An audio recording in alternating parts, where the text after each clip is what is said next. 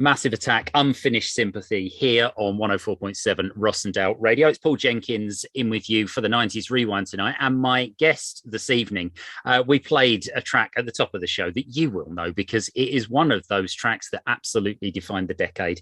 And of course, we talked to the people who made the decade. And good evening, Ashley Slater. How are you doing? Hello, Paul. I am very well. Thank you for asking. The reason we're talking to you on the 90s Rewind in particular is this phenomenon that was Freak Power. Can you explain to me how it is that a member of Loose Tubes, a trombonist who is been touring for a few years, finds a member of the House Martins and suddenly they're having number one hits?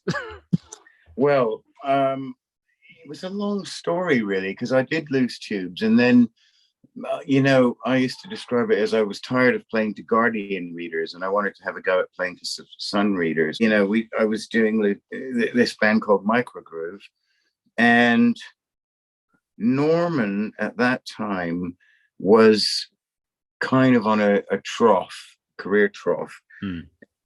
He rang up Ireland and said, "You got anything I can remix?" And they played him this Microgroove album and he said, "Oh yeah, okay."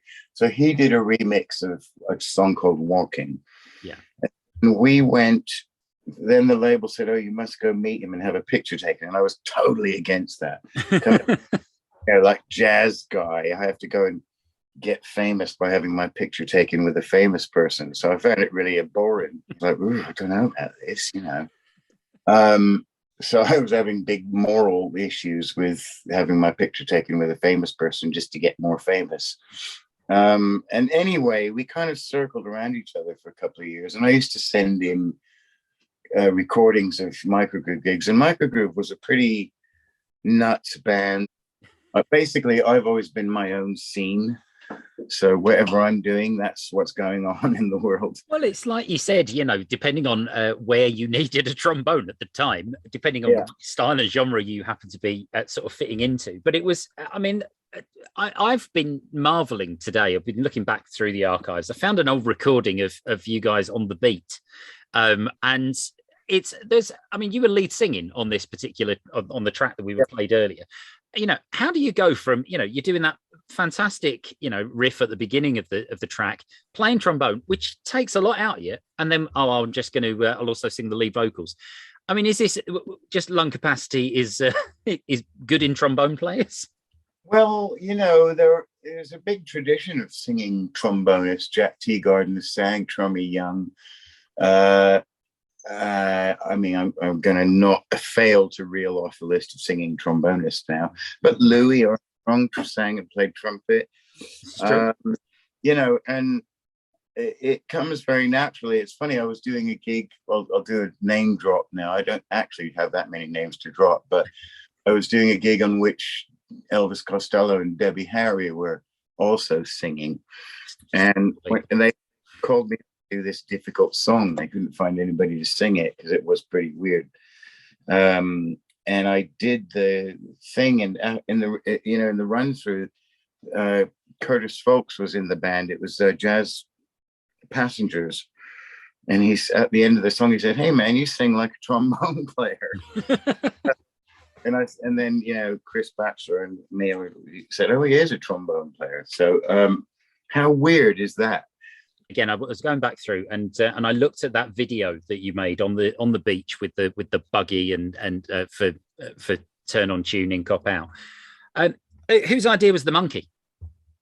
Well, how on earth did you carry on with that monkey on your head? Well, he didn't like me at all. The guy who directed the video, Wayne, I don't know where Wayne is now, but he was a mate of Norman's. He just said, "I want a monkey on Ashley's head." So we were like, okay, fair enough. I mean, why not?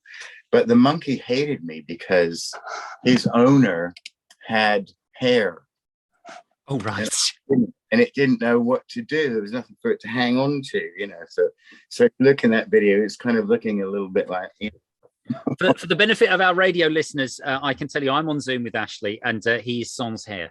So we are, there is going to be a problem for any monkey getting involved in this particular situation. Any hair-loving monkey, yes. Well, this is true.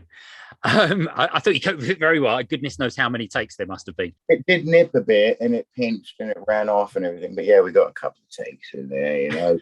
You've helped us choose the playlist tonight. We started your playlist with some Massive Attack, a big favourite on the show. I mean, they defined, well, helped to define the decade, surely. Certainly in terms of moving electronic and synthesized music. Absolutely. I mean, that was the kind of the Bristol thing, you know, the blunted sound, and all that kind of stuff.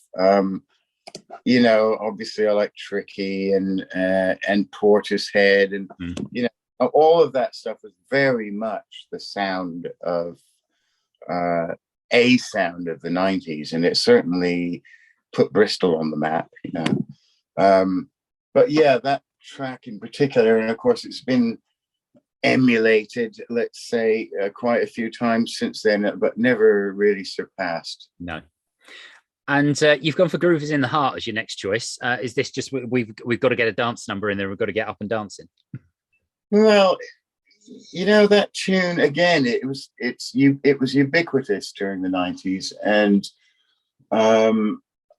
it kind of seems to capture something of that.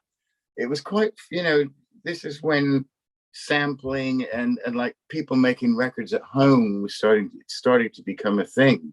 So yeah, it's just a classic record. And if I'm DJing and I put that on, I know the floor will be full. Well, we're hoping that people's living rooms will be full now. This is Grooves in the Heart. It's Delight.